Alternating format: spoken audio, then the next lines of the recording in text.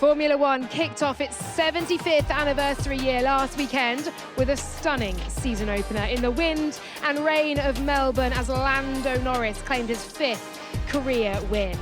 Now we head to China. Welcome to the Shanghai International Circuit, and it's a sprint weekend. How's that for a bit of jeopardy? Welcome to Weekend Warm-Up and welcome down to a sunny and warm pit lane. Alongside me, Jolyon Palmer, Alex Jacques and Alex Brundle, building up to all things sprint for this weekend. Jolyon, the jeopardy continues from what was a scintillating opener in Australia. Yeah, time for everyone to try and gather their thoughts before we have another challenge. A very different circuit. Circuit full of long corners, a kind of a weird circuit in many ways. It's unlike anything else. And as you say, sprint weekend, 1 hour of practice, we're straight back into it. 33 points available as well. McLaren already leading, both with Lando Norris and indeed in the team standings as well. 1 hour of practice and straight to sprint quali. How does the rest of the weekend pan out, Alex? Hopefully with a huge amount of excitement. You've got so many rookies in the field who are going to be learning this circuit, couple for the very first time. But the one thing that we had last year with sprints is that it did jumble up the order and teams progressed all the way through. So whatever we see on Friday is going to change all the way to the end of Grand Prix Sunday. Yeah, we've got sprint qualifying to come tomorrow night. We've got the sprint race and then Grand Prix qualifying and then, of course, race day itself. We welcome Alex Brundle along to China as well. Good to see you. Now, one of the headlines coming into this weekend has been about the flexuing. And I thought to myself, who better than one of the nerdiest men I know? And that, my dear friend, is a compliment. Is a title which better not stick. It's a compliment. We'll get a graphic, mate. Yeah. The nerdiest man I know, one of, to explain exactly what is going on, who this will affect, and what the FAA are looking out for. So they've reduced massively the amount of deflection allowed in the rear wing when it's loaded with 75 kilograms. So they've taken that down from 2 millimeters to a half a millimeter in the rear wing. The aim is to mitigate or to get rid of the mini DRS effect. The FIA were incredibly unhappy after the first round in Australia about what they were seeing. So they've tightened up the regulations massively. It's worth saying that's an incredibly stringent regulation. Imagine sitting Jolyon Palmer on the end of the rear wing and then asking it to deflect no more than half a millimeter. McLaren have already said this won't affect us, but we'll see throughout the weekend. Yeah, we will. And to do it in the middle of a long flyaway, first double header of the season, they obviously mean business with this. Well, they've given them a tolerance for this weekend. They've given them a 0.25 millimeter tolerance. The real. I'm really proving it, aren't I? The real limit, therefore, 0.75. But yeah, it's a big adjustment for the teams. We'll see how it affects teams and the pecking order coming into this weekend. Let's take a look back though at what happened in a rainy Melbourne. Welcome to the opening race of the year. Welcome to Formula One. There's a storm coming. And we're racing to turn number one. Do not get in my way. You cannot drop in my lane. Max Verstappen's got a good launch. Lando Norris knows it, covers him off. I know I got what it takes. Oh, big moment. And I'm not pumping the brakes. Jack Doohan finds the barriers. Carlos Sainz has found the wall. Bringing the fire. Antonelli's had a moment. Oh, this is so unforgiving. McLaren 1 and 2. Umbrellas have gone up, ponchos have gone on. Oh, Fernando Alonso hits the barriers. Rain intensity increasing. Up go the McLarens. Tests don't come any tougher than this. Max Verstappen is online to take second place and he does so. The rain is pouring down. This is absolutely extraordinary. Oscar Piastri won't give up on this one. Max Verstappen is heaping the pressure on Lando Norris. He sees the crowd rise to applaud. Lando Norris wins the Australian Grand Prix. Oh my goodness, what a thriller to kick things off for this 75th year. I'll tell you what, the noise when Oscar Piastri managed to back out of the grass. At one point it looked like it was all over. He managed to claw his way back up to P9. What a race. If you did miss it, and obviously time zones may have played a part in that, you can catch up, of course, on all the highlights on YouTube, as well as all of our analysis in the post-race show as well.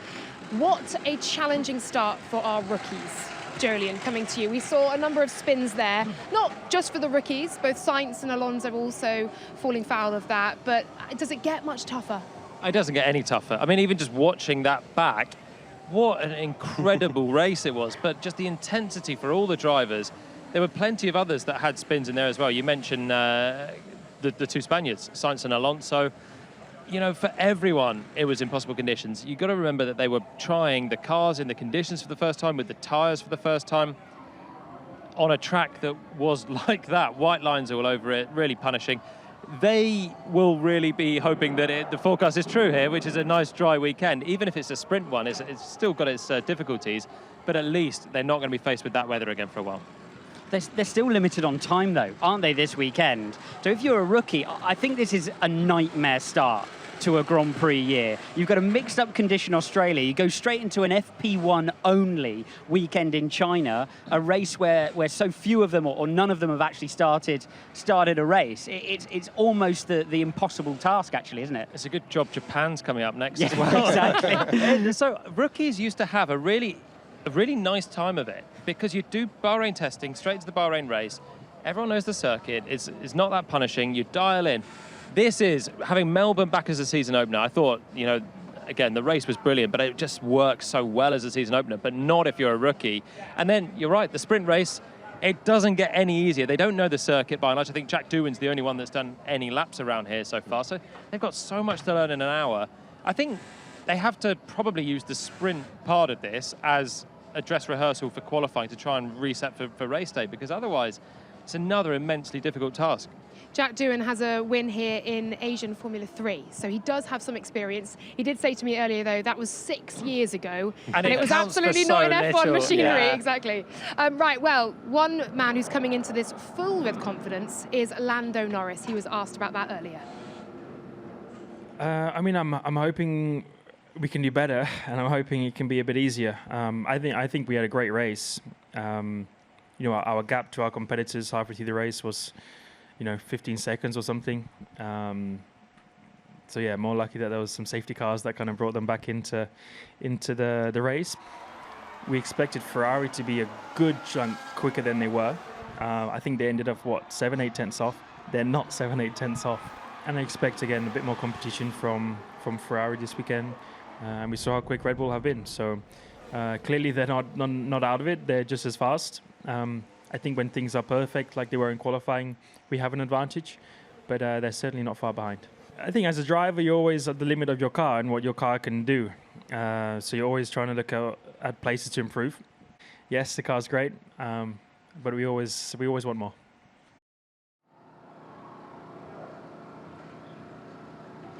They always want more. That will be ominous, given that many drivers I spoke to today think that the gap is as big as we hope or think it will be, as big as McLaren hope it will be, and as big as perhaps we saw in the first stint of that race. Alex, what do you make of Lando's confidence coming into this weekend? I can see why he's got it. Massive test passed last Sunday. If he'd let that win slip away, the narrative of this show, of all the talk, the press conference, completely different. He got the win. He needed the win. Coming from last year into this year, he knew he needed a fast start. He's got one. Now can he rattle off 3 in a row? Can he apply the same pressure that Max Verstappen did to the rest of the field? Everyone else is talking up McLaren. We don't have to wait. We're going to find out. We're going to have a sprint race. We're going to have qualifying. They look really good, but he emphasized in that press conference, I was listening to his comments, and he emphasized Ferrari got it wrong Friday into Saturday, and Albert Park is a complete outlier compared to a more traditional circuit. So that said, this was the beginning of the McLaren resurgence, wasn't it? Surprise second place last year, only 14 seconds off the back of Max Verstappen. They will fancy their chances. They will. And this McLaren pace that we're seeing, and certainly the way they can look after their tyres, Alex, Brundle, where is that coming from, do you think? There's a lot of noise being made around these brake ducts, which have appeared in picture all over the place. But, I mean, how many single magical bits of a Formula One car have we seen? Is it DAS? Is it a double diffuser? Is it an F-duct? That the reality is, and Lando's already said it in the press conference today, and McLaren have already said it, they have downforce and they have balance. That keeps the tyre in. And then it doesn't matter if you're on an inter, if you're on a slick, where you are in the race. If you've got downforce and easy speed and you're making the right decisions, then you're 80% of the job done. Jolyon, coming to Oscar Piastri as well, gutted for him last time out. He sounded absolutely heartbroken. I've seen onboards of him going to push the radio to talk and just giving himself another 10 seconds or so to compose himself because the emotions were so strong. It was almost the most special of results until it wasn't. How will he bounce back here? And how good is it as well for a driver and for the likes of the rookies who spun, that you're back in the car within a few days and you're able to put those thoughts to bed and take to action again? Yeah, I think it's good for all involved, really. I think you start to sort of stew on the result on a Sunday night. It's not easy to go to bed when you've had a result like Oscar, like, as you said, the rookies, some of the other ones that had difficult days, and there were plenty on Sunday. So you immediately look to the next race. You can dive straight in. And Oscar's got great results on sprint formats as well. He's had a sprint pole. He's won sprint races. So it's a great opportunity for him to really show the full potential of what we kind of saw last time out, but he's got to put scores on the board this time. The pecking order in Melbourne was McLaren, Mercedes in a sense, and then Red Bull. But Red Bull, of course, with Max Verstappen, Alex, were P2. Is that the Max Verstappen factor? Is that where Red Bull are? Or is their true pace and performance somewhere in between? Yeah, I think that Max is a key factor in that. I mean, Lawson was clearly having a really difficult debut, and that much was clear. But, I mean, Max's pace throughout the end of the race, particularly when he was catching Lando Norris and in general on the intermediate, they're making the correct decisions when others around them weren't, was for me one of the greatest factors in why he ended up where he ended up. Is that car a huge amount quicker, for example, than the Mercedes at the moment? And it's definitely behind the McLaren. You know, I don't think so. I think it's quicker than the Ferrari, but Max is getting something out of that car that's quite impressive at this stage of the year. He always does, though, doesn't he? Yeah. Any stage of the year, any count him year out. at the moment. And the team are generally bang on it as well.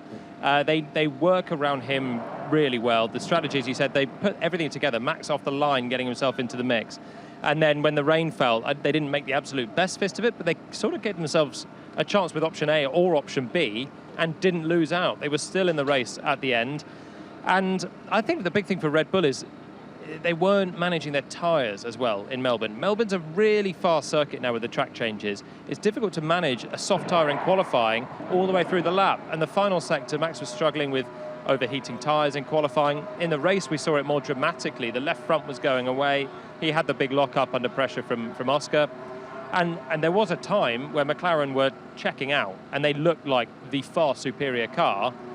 But on a different day, on a different circuit, when the tyres aren't quite exposed to those forces, lap after lap, corner after corner, then the Red Bull might stay there a bit better. I think you're dealing, though, with an advantage which is going to spread throughout, certainly to this track, you know, in terms of McLaren keeping the tyre under control. I mean, when you're looking at a car which is even over a qualifying lap, keeping its tyre better and delivering in the final sector than everything else, you know, that is a baked-in advantage which is not going to be weekend by weekend.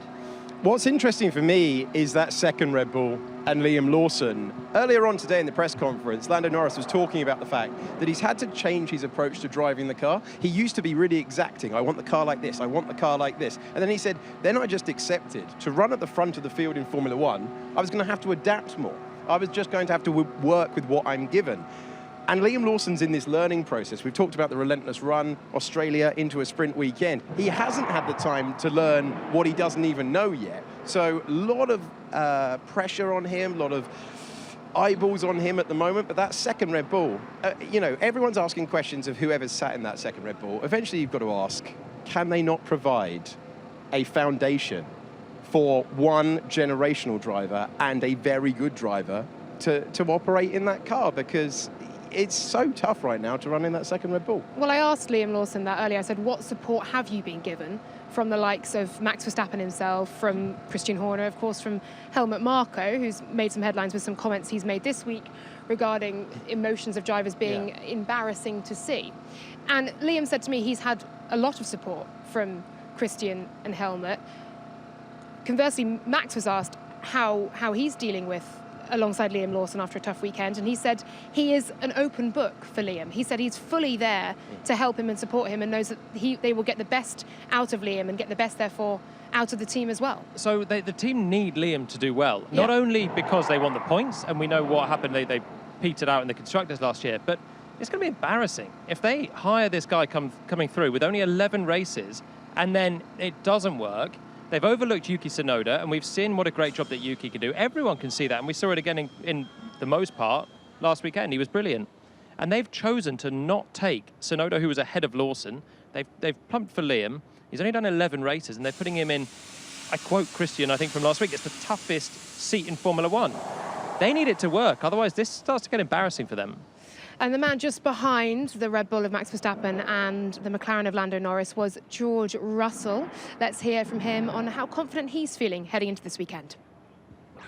Well, George, a podium last weekend in pretty crazy conditions. Well done for that one. Thank you. The tests continue here with the Chinese Grand Prix and obviously your first sprint weekend as well. Where do Mercedes sit in this pecking order? Ferrari, Red Bull alongside you, and are McLaren's that far ahead? Unfortunately, yes, for the time being. They're doing an amazing job, and we need to try and find out what that little trick is that they've found, because they've even sort of extended the gap on last year, which is pretty damn impressive. And I think afterwards, I think it's anybody's game between us, Red Bull and Ferrari. I don't think Ferrari really showed their true potential last week. I think things went slightly away from them, and I'm sure once Lewis gets his head around the new car, he'll be fully on it as well. So it was a good weekend for us, but we're not going into this weekend expecting that it'll be plain sailing for another podium. So George Russell seemingly realistic then about where Mercedes sit, and indeed that gap to McLaren as well. They are equal on points though with McLaren by virtue of a brilliant P4 from Kimi Antonelli to back up George Russell's podium. Where do you think Mercedes sit, and how can they be a main contender with these two to McLaren this year? I have to say, they were so lucky, I think, to get away with Antonelli's penalty as well, having looked at that again. Yeah. But yeah, they're level on points at the front. They've got two drivers, it seems, that can score points, which is a great thing, having a rookie in the car. But I think George is right. On paper, in the race, we saw Max take the fight to the McLarens, but George had free air, damp conditions, so it's not massively representative of what we'll see all year round. But he was dropping back, and fairly quickly, so they've still got a bit of work to do. Antonelli's got an opportunity this weekend, a couple of qualifying sessions to prove that he can get his head around qualifying. I think that's going to be a big factor in their season. He said he was tight in the car, and you never deliver the qualifying lap you want when you're tight, and said understandably in what's a really tough weekend to start as a rookie. But if he can nail qualifying, he's clearly got the pace in the racecraft. But actually, we talk about the sprint being difficult for rookies. In some ways, it's quite nice to have another qualifying session. So you have a full quali practice, especially if you can get through into the final part on tomorrow's session, and then you go again. So, okay, the points maybe are hard to come by in the top 8 in the sprint, but it does prepare you in some ways potentially better, having just built up another intense qualifying period. It's going to sound ridiculous. Kimi Antonelli is just getting in the car behind us ahead of his week. It's going to sound ridiculous, but of all the rookies, I think he would have been delighted when he saw it was raining. That's his happy place. I think he would have been happier in the wet than the dry. It's now about proving it in the dry. I was going to say to you as well, of course, with the F2 experience that some of these drivers have got coming in as well, where they do get that 1 hour of practice and then straight into quali, they'll be thinking, this is fine. But they're in brand new Formula One cars now, and the stakes are just that little bit higher. It was a weekend to forget, pretty much, for Ferrari. Some real frustration there. Let's hear from Charles Leclerc. Hey, Charles, it's been a few days since that last race in Australia. What have you guys learned, or what could you learn in that short time to understand why that race wasn't so good and give you some, hopefully, confidence here in China? There are many things that we can learn from this first weekend. Obviously, many things haven't gone the way we wanted them to go, but it's only the first race of the season. We've learned many things since then, and I'm sure that we'll put all the bits together for this weekend and we'll do a step forward. I still remain convinced that the potential of the car is much better than what we have seen for that first weekend, but now we need to show that on track this weekend. Oh, a bit of a frustrated Charles Leclerc, still now a few days on, but keen to get back in the car and show what Ferrari are made of, because I really don't feel we've seen anything of it. There's been a lot of focus, and understandably so, on the new driver and engineer pairing of Lewis Hamilton, Jolyon. How much of what we were hearing is actually a very ordinary first time out in a F1 car dialogue, and how much of it is a cause for concern or frustration for Lewis? I think you just got to build up a rapport with it. You know, I had different engineers even in my 2 years at Renault, and you work differently with each one. Information that you're getting passed on. Maybe Carlos wanted information about when he can use K1 all the time, the overtake, and when not. But Lewis has not had that from Bono. You know, he's been let to drive the car. So it's about both of them. It's not only Lewis, but it's also Ricky on the pit wall, understanding when he should tell Lewis something and when not. And he doesn't want to come in afterwards as well. And Lewis be like, why didn't you tell me that? So sometimes you feel probably as an engineer, you're better to just say what you think and let him tell you to shut up. And rather than, you know, the driver not have the information that you could have passed on. But it just takes a bit of time to work it out. They'll be counting those points at the end of the year for sure for making what turned out to be the wrong decision in terms of strategy. But I do agree with you, and I also think, you know, the Ferrari really didn't have the pace at the end of the race particularly. I mean, you look at them following Hülkenberg in the Sauber that we've talked about being, you know, miles off the pace all the way through testing and then all the way through the early part of the season. And they followed the Sauber for a good couple of laps at the end of the race. I think a lot of that tension between driver and engineer it just dissipates on contact with air as soon as the car has the speed. How much will Ferrari be looking to right some of those wrongs? And by wrongs, we're talking razor-thin margins of a lap or two late to pit, but ultimately huge ramifications, Alex. Yeah, I thought it was interesting after the race, there was a bit of a narrative that here go Ferrari again on strategy. I think that's slightly unfair. I think they took a big step forward on strategy last year, including brilliantly winning in Monza on a call that McLaren got wrong, ultimately. But when it comes to the wet stuff, they are still doing borderline bizarre things. We saw it at Silverstone. It was Charles Leclerc's worst finish since Silverstone. We saw it in Canada. And we've seen it again in Melbourne. So they've got to tighten things up when it rains. But you know what those races have in common? Yeah. Ferrari were doing rubbish in all of them. Yeah, but sometimes there's a day to take a fifth place, though, isn't there? And Charles Leclerc was only 83 points back off the world. They're not here to take a fifth place. They're running 7th and 8th, when 7th seven and 9th. different drivers can win a Grand Prix, when the Constructors' Championship was effectively decided by Carlos Sainz hitting the wall in Baku, you've got to take fifth places sometimes. Sometimes, sure. But I think the weather was such an unknown in Melbourne that I agree some of the calls for last year were bizarre. But in Melbourne, we didn't know. I don't think the teams knew. Was it going to be Cat 2, Cat 3 rain? Was it going to be 1 lap, 2 laps, 3 laps? And we looked out the commentary box, and it looked dry. It was and pretty everyone bright, was going off in the final sectors. So for the teams to try and call that was really tricky. So I can forgive some of the bad calls. And I think if I'm sometimes a driver, and Leclerc's just spun, so he's not in 5th place anymore. He's, by the way, in about 10th. So if they do the same as everyone, they're 7th and 10th. Ferrari aren't here to pick up that. If they had have got it right, and there was a chance, given the complete uncertainty, that, you know, we thought maybe Max and the Ferraris and Yuki were going to nail it at one point. If they had have pitted, then the drivers would be like, we were 7th and 10th. Why would we not gamble with at least one car?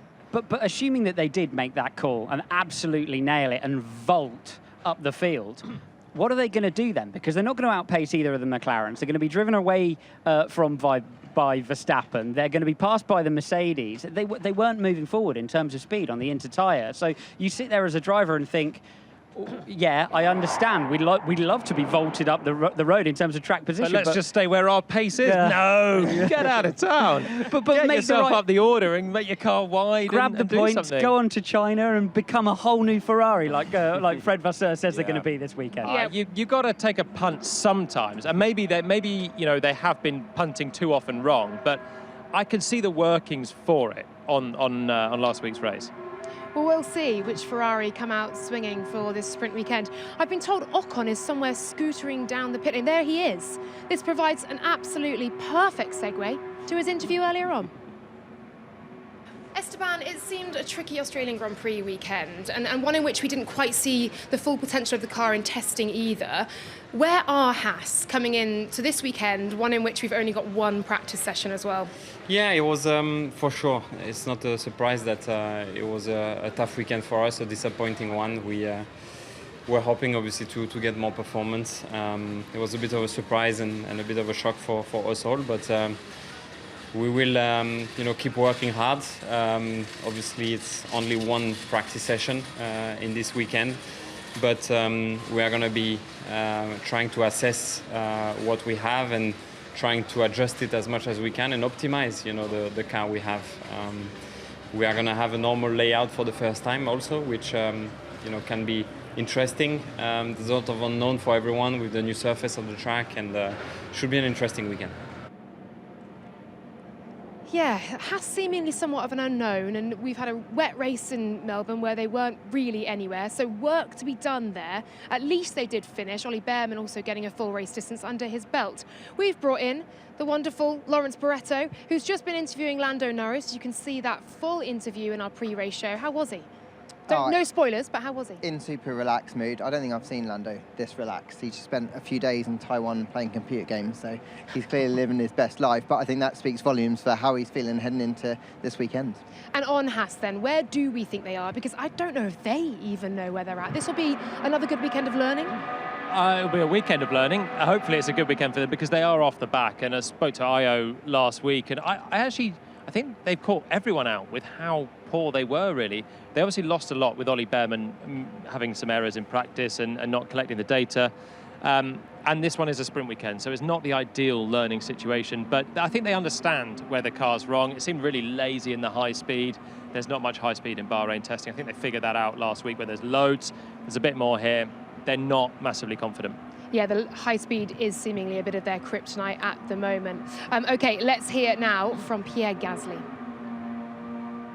Pierre, just outside the points in a pretty chaotic Australian Grand Prix, what is the approach and how much promise is in this Alpine heading into a China Grand Prix weekend in which we only have 1 hour of practice and still a lot to learn about these new cars?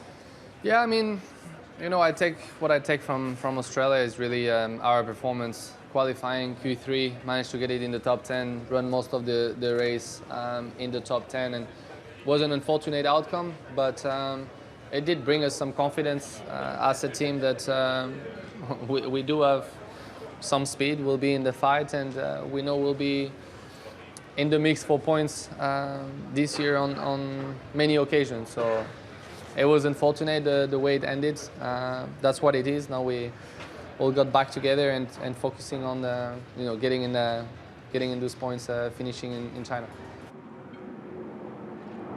Points every weekend. That's what these teams that are fighting at the front and in the midfield have got to be looking for. But who else, guys, is going to be in the fight there? Lawrence, come to you. Aston Martin, where are they at after a great result for Lance Stroll and a crash for Fernando Alonso last time out? I think, to be fair, it caught them out a little bit in terms of the number of points they were able to score in Australia. Obviously, the weather played a part in that, but I think they felt during testing that they were a little bit off. I think they felt Alpine, Haas, even VCARB might be more of a threat, and obviously Williams. So I think for them to come away with such a strong result, and it was in Lance's car that they really managed to score. He hadn't scored for half a year. So from that perspective, it was really good for his motivation, for his confidence going forward. I don't know where they'll be here because I feel like they were a little bit lucky with how things happened with one of the Williams cars, and obviously what happened to the VCARBs as well. So yeah, I think they're in a tricky spot at the minute, and I think it's more a team like a Sauber who seem to be more in the seat to maybe challenge for more points. Racing Bulls and Williams then seemingly are the teams we're looking at alongside Alpine to potentially be in the mix for those points. Racing Bulls have got to come back fighting though, because after such a promising qualifying, it all came undone. Biggest losers of Sunday, really, weren't they? With 5th and 11th on the grid, and Yuki had a great race for a long time. Passed Charles Leclerc on track, on slicks. He was flying up to 5th on a genuine merit. So, but I think that kind of answers everything as well. These are Racing Bulls and Williams out-qualifying Ferraris. You've got Antonelli, still some question marks. He's only in his second race, so they'll be thinking, can they get ahead of at least one Mercedes still at the moment? And the margins are so small between the front and the midfield that Williams have got good chances. And Racing Bulls, I think, still will have good opportunities to get 2 cars in the race and then 2 cars in the points.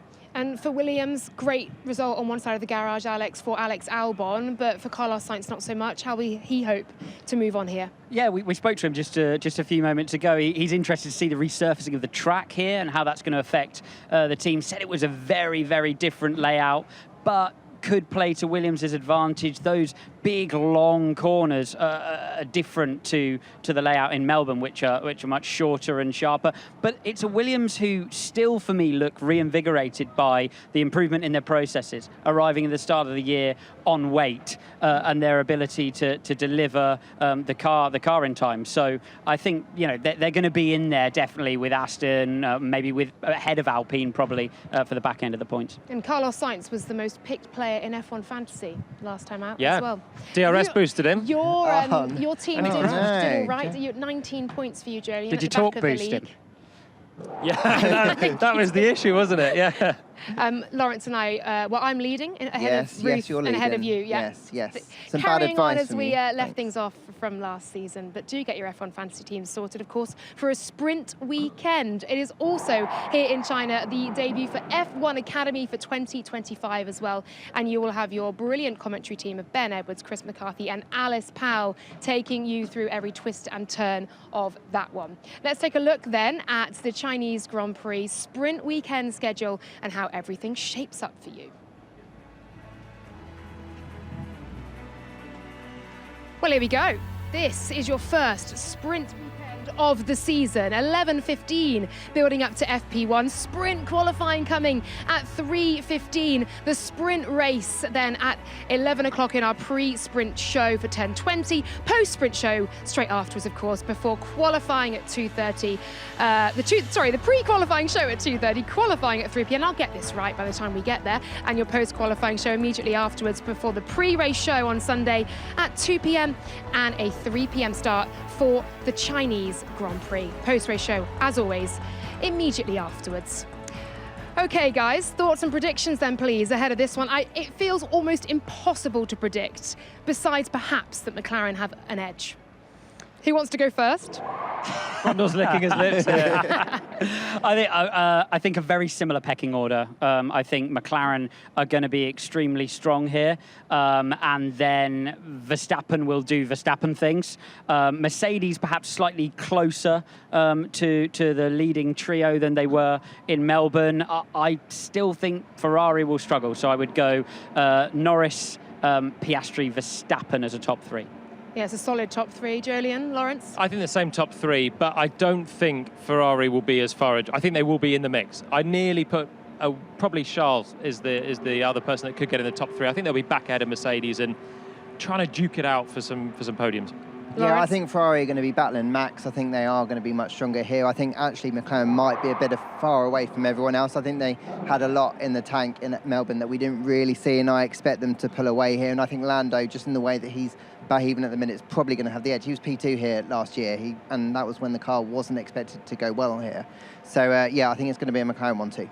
I'm going to just buck the trend and say we're going to see Oscar Piastri win after heartbreak last time out. But I agree with Lando Norris and Max Verstappen, top three.